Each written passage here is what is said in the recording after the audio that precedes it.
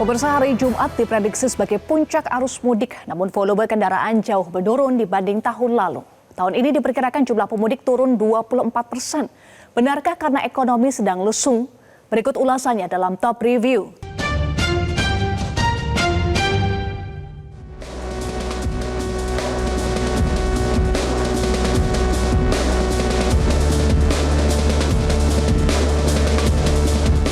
Inilah penampakan kepadatan pemudik dengan sepeda motor di Pelabuhan Pelindo, Ciwandan, Kota Cilegon, Banten pada Jumat siang. Puluhan ribu unit motor diseberangkan ke Pulau Sumatera. Hingga Jumat siang, lebih dari 35 ribu unit motor sudah menyeberang melalui Pelabuhan Ciwandan. Sementara itu, Korlantas Polri resmi memberlakukan one-way nasional di tol Trans Jawa pagi ini. Rekayasa ini diberlakukan mulai dari kilometer 70 tol Jakarta Cikampek hingga kilometer 414 tol Kali Kangkung. Penerapan one-way nasional ini ditandai dengan flag off yang dipimpin oleh Wakapolri Komjen Pol Ahmad Doviri yang dihadiri Menteri Perhubungan Dudi Purwagandi. Kebijakan one-way nasional ini diterapkan setelah terjadi peningkatan volume kendaraan di atas 8.500 unit per jam. Sebelum one-way nasional dilakukan pembersihan jalur terlebih dahulu di arah Jawa Barat ke Jakarta. Selama proses itu, kendaraan yang menuju Jakarta dialihkan ke jalan arteri. Rekayasa one-way nasional akan berlaku situasional bergantung pada kondisi volume kendaraan di lapangan. Jadi kalau kita lihat situasi untuk memberlakukan one way itu tergantung situasi kondisi di lapangan. Jadi kemarin misalnya jadwal akan kita tentukan sesuai dengan waktu. Ternyata sebelum itu kepadatan sudah mulai mengekor. Ya, oleh karena itu kebijakan di lapangan itu langsung dilakukan one way. Nah itu juga sama. Hari ini dan seterusnya akan kita berlakukan seperti itu. Jadi menyesuaikan situasi dan kondisi yang ada di lapangan. Jadi sekali lagi kita harap para pemudik jangan sampai menunggu kapan one way dilakukan. Nah kemarin terjadi karena apa? Salah satu kepadatan mereka menunggu one way. Padahal one way itu kita berlakukan sesuai dengan situasi dan kondisi. Ya, tapi insya Allah nanti ganjil genap sudah diberlakukan, kontraflow sudah dilakukan, one way juga kita lakukan dan skema-skema rekayasa seperti itu mudah-mudahan nanti akan memperlancar arus mudik kali ini. Ya.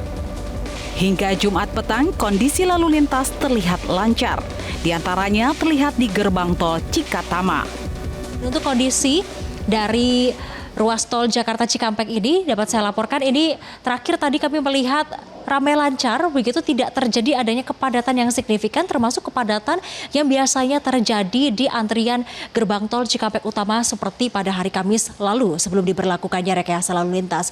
Dan setelah diberlakukan rekayasa lalu lintas kontraflow satu lajur maksud saya dari kilometer 47 hingga kilometer 70 dan one way nasional dari kilometer 70 hingga kilometer 414 GT Kali Kangkung, ini menyebabkan terurainya kepadatan yang terjadi beberapa hari yang lalu begitu pemirsa, sehingga kepadatan yang sebelumnya terjadi termasuk di antrian ini sudah tidak terlihat lagi, sehingga ketika memang sudah masuk di antrian gerbang tol Cikatama kemudian keluar ke arah tol Trans Jawa ke arah Jatim, Jateng maupun Jabar, ini memang langsung terurai begitu saja dan ramai lancar dengan kecepatan 40-60 km per jam dengan dominasinya kendaraan pribadi maupun juga bus-bus pariwisata.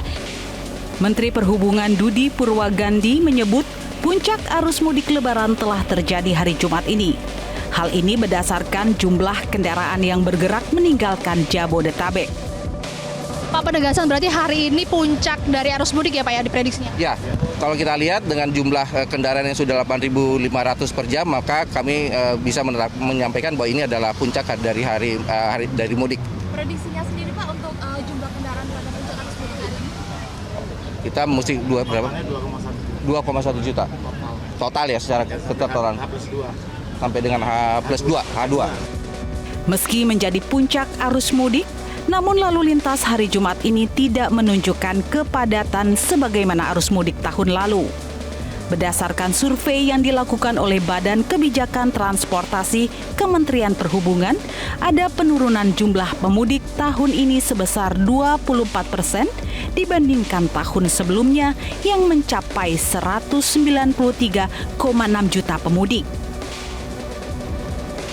Institute for Development of Economics and Finance, INDEF, mengidentifikasi beberapa faktor yang menyebabkan penurunan jumlah pemudik pada Lebaran 2025. Salah satu faktor utama adalah melemahnya daya beli masyarakat.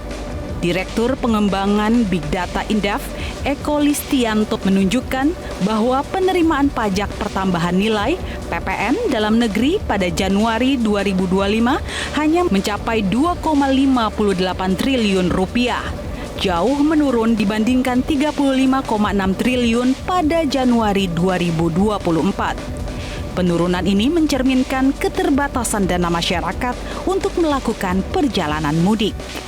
Selain itu, kebijakan efisiensi anggaran pemerintah melalui Instruksi Presiden Nomor 1 Tahun 2025 turut berkontribusi terhadap penurunan daya beli. Pengurangan belanja pemerintah mengurangi peredaran uang di masyarakat sehingga membatasi kemampuan finansial untuk mudik. Faktor lain yang mempengaruhi adalah jarak libur Natal dan Tahun Baru yang berdekatan dengan Idul Fitri, sehingga masyarakat yang sudah berlibur saat Nataru cenderung menunda mudik saat Lebaran. Kenaikan harga barang dan jasa, termasuk biaya transportasi, juga menjadi beban tambahan bagi masyarakat yang penghasilannya tidak mengalami peningkatan signifikan. Hal ini membuat sebagian masyarakat menunda atau membatalkan rencana mudik bersama. Secara keseluruhan, faktor-faktor tersebut menyebabkan proyeksi jumlah pemudik pada Lebaran 2025 menurun hingga 24% dibandingkan tahun sebelumnya. Hal senada disampaikan Wakil Ketua Umum Kamar Dagang dan Industri Indonesia Kadin Bidang Pengembangan Otonomi Daerah Sarman Simanjorang. Sarman bahkan memproyeksi uang yang beredar di momen Hari Raya Idul Fitri tahun ini hanya 137,97 triliun rupiah. Ini lebih rendah 20 triliun rupiah dibandingkan perputaran uang di momen yang sama pada tahun lalu sebesar 157,3 triliun rupiah.